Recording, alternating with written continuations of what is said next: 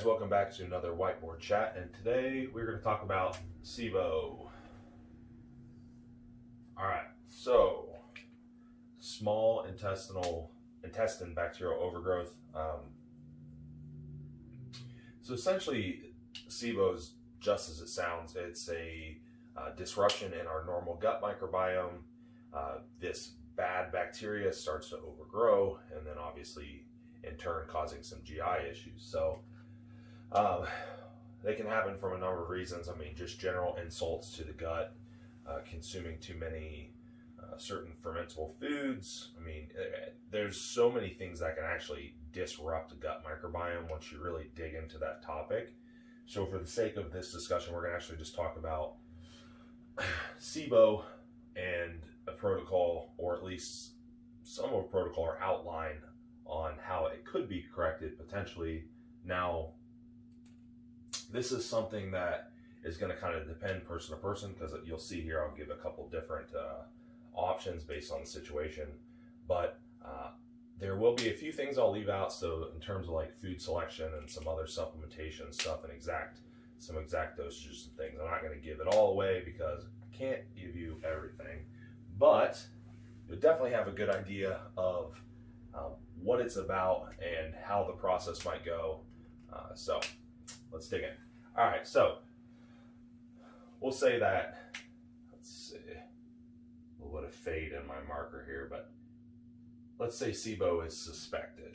Now, Sibo could present itself in a number of different GI type of issues. GI issues, outside of just knowing what symptoms mean, is also kind of process of elimination, right? So, you know, someone with something like direct food intolerance is generally going to eat a meal and may notice a difference just eating that meal, or on a day they consume too much of this food or whatever. It could, you know, translate into other issues. Sibo is generally something that would be there often and more or less all the time. Yes, it can potentially cause issues at mealtime, but a lot of people that have longer term Sibo, and because Sibo isn't something that happens quickly, you'll notice like bloating, or you know, that like lower abdominal bloating and things even upon waking when completely empty, right? So I start seeing those things along with other GI issues, I might suspect it. But let's say we've suspected it. We can do a breath test. Now, the breath tests can be ordered through, that you can't order them online. A practitioner can do them. One advantage there might be that one of the treatment options actually will require a practitioner to help you. So you might want to just go that route right off the bat. But yeah, you can order it. I know Life Extension carries one. That's a, you know, big company most people are aware of. You can jump on there, type it right into their website, and you'll be able to find it. So we have done the breath test. You have Sibo. Okay. Now, there are a couple different options. Now, first off, we have kill phase. Kill phase is just that. You need to kill, right? We need to get rid of things. Now, you will see differences in phases. There are more complex protocols that talk about some other dietary eliminations and things before the actual kill phase, and so on and so forth. But I mean, before you can really correct anything, you need to go through a kill phase. Now, like I said, that's just as it sounds. So there's a couple options. We have diet and herbals, or herbal antimicrobials or antibiotics, if you want to call them those, and diet plus antibiotics, which would be prescribed antibiotics. Now, what option may depend on severity, may depend on if it's a reoccurring thing that you've tried to correct before. It may also depend on the type, and it may also depend on budget. So those are probably the main things. Now, some people have luck with herbals. They have great luck. I've seen people that have done multiple courses of herbals and have no luck, and they end up having, you know, luck with the antibiotics. Maybe they didn't run the herbals long enough. Generally, herbal antimicrobials do take a little bit longer. As you'll see here, antibiotics, 10 to 14 days, kind of a common course.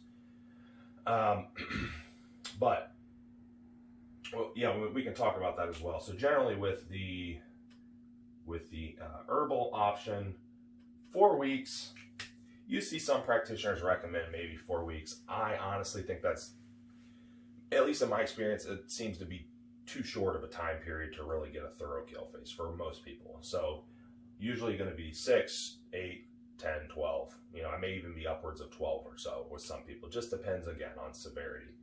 But 4, I put 4 on there just because there are some people with less, very, you know, low level of severity that might get away with 4, but just expect it to take a little while. Versus over here with the 10 to 14 day course of the antibiotics. So generally with antibiotics, I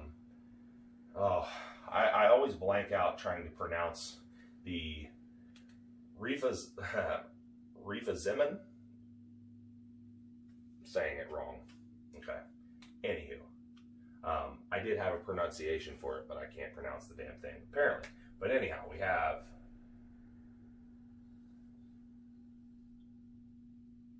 this is normally our first option. Okay. That's most commonly prescribed. That's what you see in most literature if you look around. All right, so why might we not have success with that? Well, some people just don't react well to it. Other people will have different types of Sibo. So generally the 2 major types are methane or hydrogen based. Now, for the more methane based, the neomycin is one that will get added in oftentimes. So that would you'd have to, you know, discuss that with your practitioner based on your testing and symptoms. Now, kind of the same thing with the herbals. There are a couple different options. So if we're going the herbal route, length of time aside, if we're looking at more of a hydrogen based, then these are some of the ones, and this isn't all. There are actually products on the market that I may send someone towards that have multiple things combined in them, and so on and so forth, that are actually made for this purpose. But some of the things that we might be looking out for that seem pretty effective and have literature: berberine, yes, the same berberine that you may use for your blood sugar or your, you know, overall insulin sensitivity, neem, and oregano. So that's oregano oil or oil of oregano. Now, these could all be considered antimicrobials or antibiotics, herbal antibiotics on some level, right? Now that's, again, a more hydrogen-based, methane-based. Again, oregano or oil of oregano is still on there, so is the neem, but allicin or good old allicin, we'll just call it allicin for, you know, that sounds more fun. That actually comes from garlic. Now, before I talk about that, don't go out and eat garlic, a bunch of garlic.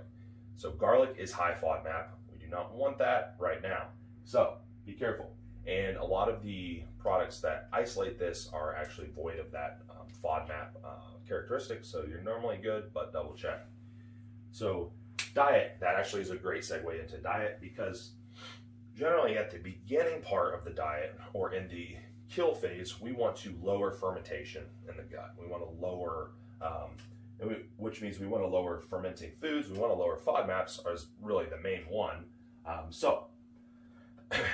Real easy to find low FODMAP diets. There's a ton of information online. Now within that, you may have other specific food sensitivities that you may need to address. So you might not just be able to go right off of a low FODMAP list, or you might have dietary needs outside of that, micronutrients, macronutrients, all these things that would be considered. So it might make the diet a little bit trickier because you're, you know, basically eliminating a type of food, right? At least for the time. But yeah, that needs to be lowered down to pretty low, next to nothing, you know, as much as possible, at least during the kill phase. Now, that's going to essentially just help lower additional fermentation while you're trying to kill it off. So as you might have assumed, very similar over here on the antibiotic side, pretty much no difference. You know, when it comes to like dietary, it's not really going to be much different. Honorable mention, elemental diet is, somebody may know that's watching this, but I am not sure how much that's actually used in the medical community. I know there is data on it. I don't know how often someone would be suggested that going to a GI specialist, though, is what I'm saying. I have yet to see it. I'm not saying I get people that are going to, GI doctors constantly, like on, multiple times a week or anything for Sibo, but I definitely get a fair bit of it, and I've yet to see anyone recommend an elemental diet, but there is information online about it. It provides the necessary nutrients of the diet, but it's delivered in a form, usually like a type of a powder form, basically that requires no fermentation or no issues with like bacterial overgrowth in the gut. That's why it can be consumed, but you're not growing additional overgrowth in the gut. So that's why that could be successful potentially. So physicians' elemental diets, when you can check out, if you can get good, if you get a good product like that, you can actually just, get most of your micronutrition and everything in there. Again, if you're on a specific macronutrient type of diet, that's might be more difficult to like manage your macronutrients, micronutrients, and all these things with a restriction, this type of restriction. Now, also, biofilms. It's worth a mention before we move on. The reason is because they can make it a real pain in the ass when you're in a kill phase. Biofilm is essentially another layer of protection and another layer of difficulty all at the same time. So these are, you could think of them as little fortresses or little colonies that are kind of created within a, the gut, right? Or within the area, the intestinal area. And what they'll do is protect some of the stuff that we want to kill. So that's why some people will be very resistant to treatment. Now, you're not necessarily going to know if you have an issue with biofilms like right off the bat, but if you're someone that's relapsed or you're someone that's very resistant to treatment, you may suspect it, and you can be preventative or can be more proactive and use a product that can reduce or kind of get rid of the biofilms. Interphase is a good product. I believe that's the one that I like generally. I believe that one's by Claire Labs, Claire with a K, and you can check that out online. So that could be something that's brought in along with the other either herbals or antibiotics as part of that kill phase. So we've gotten past the kill phase. All right. Two things. Hopefully we've had improvement, but let's say we haven't. Down here, little to no change. We might need an additional kill phase, probably, right? So you may need a longer kill phase. I noticed, like I said, people make this mistake a lot with the herbals. They just don't do them long enough, right? Or they notice a little bit of improvement and think they're done, right? It's like when they say, you have this antibiotic, you take it for 7 days, you take it for 3 and you feel better, and then you stop taking it and you're, back, up shit creek again. So, so you relapse, try a different option. Some people have been known to use more than one course of antibiotics, unfortunately, but we get here, we have success. Yay, we are successful. Boop, bring it around to this side. So basically, when we've gotten through this and this, we have improvement, right? So what are we going to do? Well, now you are left with a environment that is not populated, or has some damage in it. So a couple things, or a few things. We need to repopulate, we need to repair the lining, and we need to reacidify. These are kind of the main things that we need to do during the post-kill phase period, or the secondary phase. So repopulate, just as you suspected. We've killed off some of that good bacteria too, for sure, maybe most of it at this point. So we need to restart. Now, a couple things dietary wise or supplementation wise. Obviously get rid of the stuff that's killing the bacteria, okay? And then also you can ease back in some FODMAP type foods at this point, and it'll normally start to help repopulate. You don't necessarily need probiotics like a supplement in your diet, because your body can make this, make the bacteria and do this work on its own. But there might be cases where I use probiotics with some people, depending on either how harsh the kill phase was or how well the recovery is going. we may use like a higher potency probiotic for short periods of time. This is one of the very few times I'll use probiotics with people outside of like heavy antibiotic use or some kind of like something that wiped their gut out. As like a normal person with no GI issues and no gut, you know, they just don't need it really. So, so yeah, repopulating, repair lining.